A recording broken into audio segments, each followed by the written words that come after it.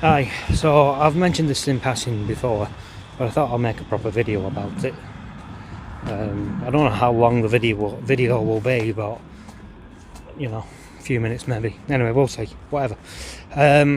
So in the early 90s when I was at school, secondary school, a friend of mine would sometimes sneak out of school at dinner time and go to his house. Now, he lived in a haunted house. He told me it was haunted. And I never actually saw anything, but it was the kind of place where you get like a weird feeling, especially at night, and you know, sometimes you'd feel like if you're in a room on your own, you weren't on your own, things like that. So I'll mention as well, I have said this before, but the house behind his, where his bedroom was, they had a big mirror, but I didn't know this.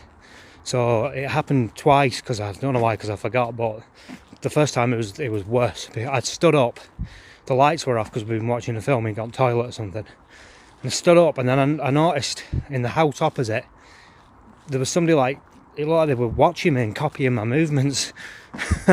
But yeah, like I said, it was like a big mirror that covered most of the wall. But that made me jump. But that wasn't supernatural, that was just... You know, it was just a mirror and like no lights on, and you know, eventually I realised after a few seconds that it was a mirror, but the initial thing of it was a bit of a shock. Anyway, that's going off what I'm talking about. So anyway, like I said, we used to go to his house at dinner time sometimes. So a couple of us went over one day, and they had a dog. His mum and stepdad had a dog that if anybody... I think it was a border collie. If anybody you didn't know tried to stroke him, he'd go and growl at you. So, and he was quite aggressive with it as well. He got used to me, I think. He let me stroke him a bit, but he was still a little bit nasty. He could be a little bit nasty, you know, like sort of, you know, like I say, aggressive anyway. So we went over this one day, and we'd all been upstairs, and like one of the others who was with us, he tried to stroke the dog a couple of times, and the dog kept growling at him. So, you know,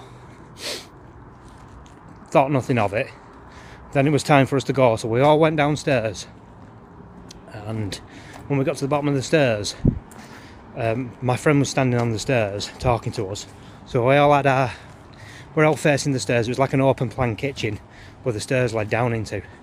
So the kitchen was behind us, and we were like kind of at the bottom of the stairs looking at him, and then from all of a sudden we heard like a from up the top of the stairs.